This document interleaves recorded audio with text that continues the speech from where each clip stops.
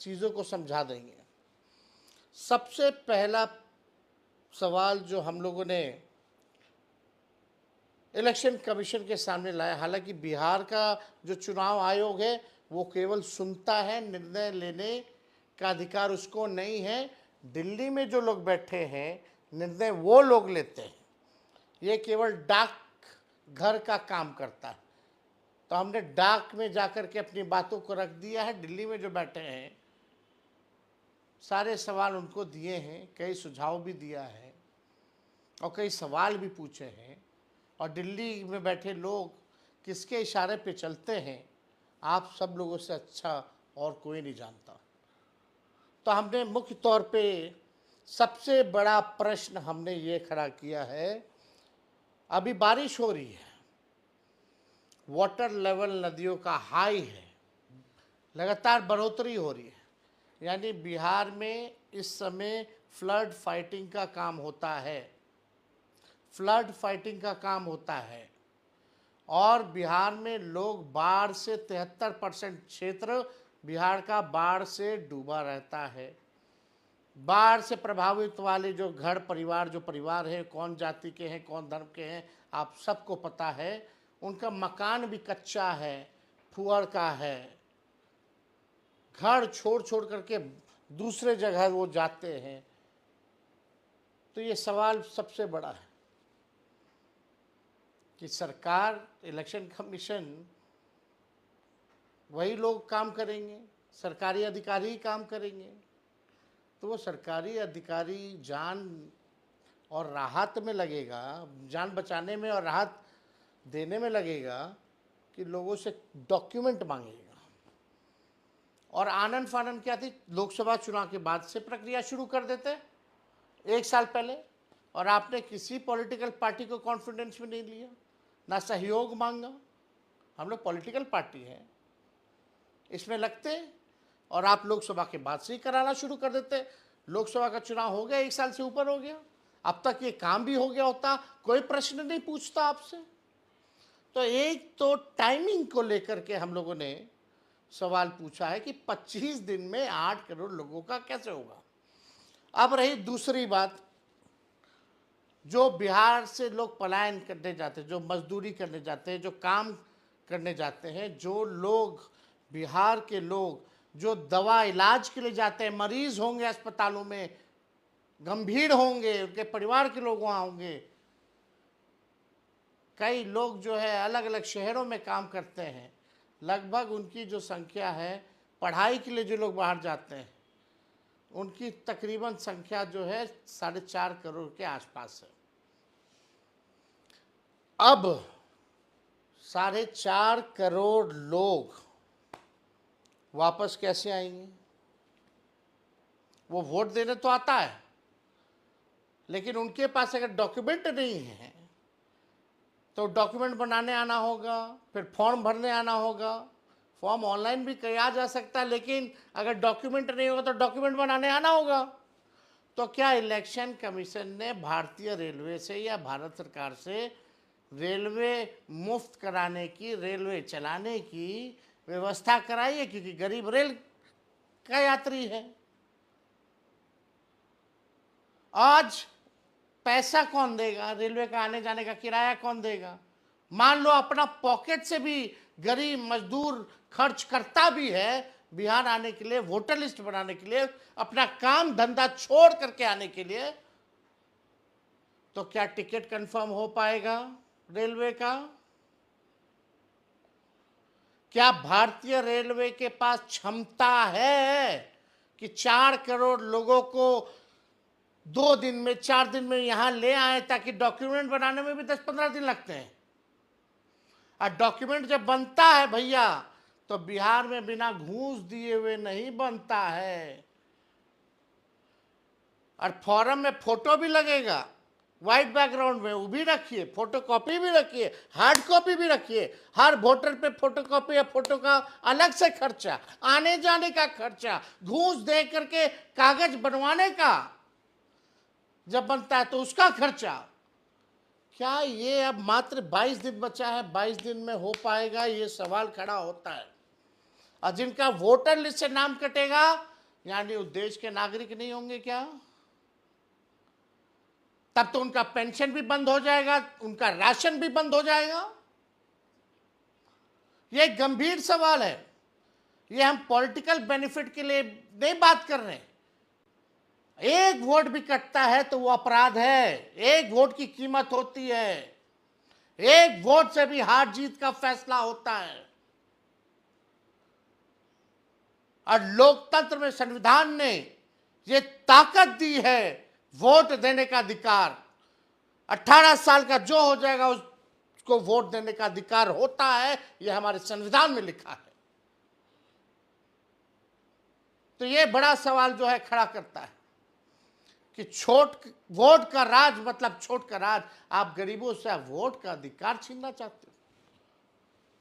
तो ये हो गया पलायन की बात।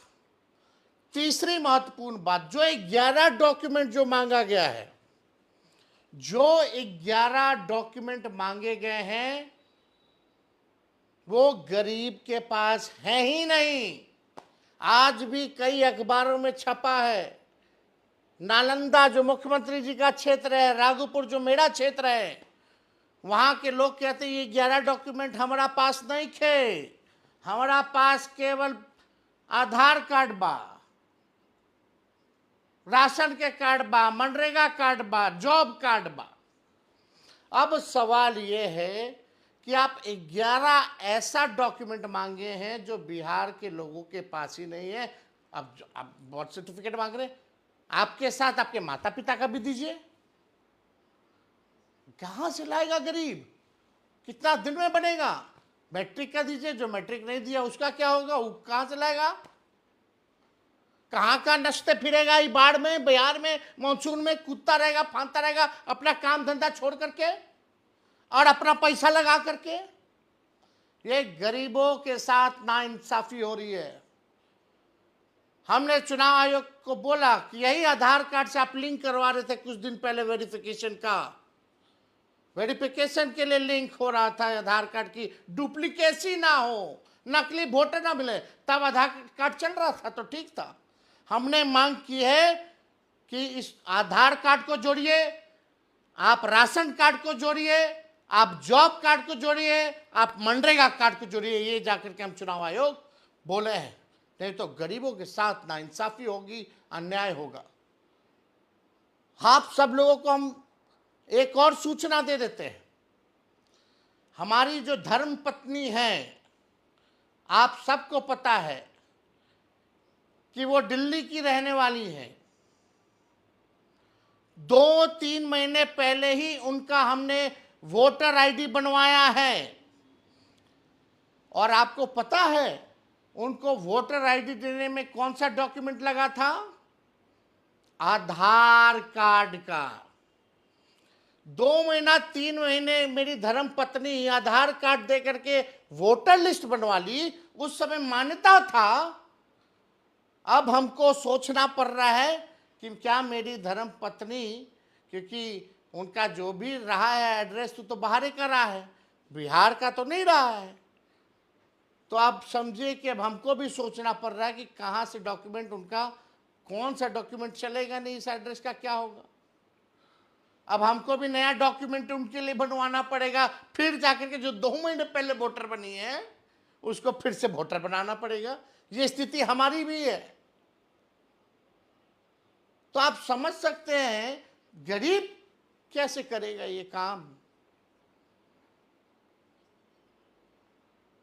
और इसमें सवाल कई उठते हैं।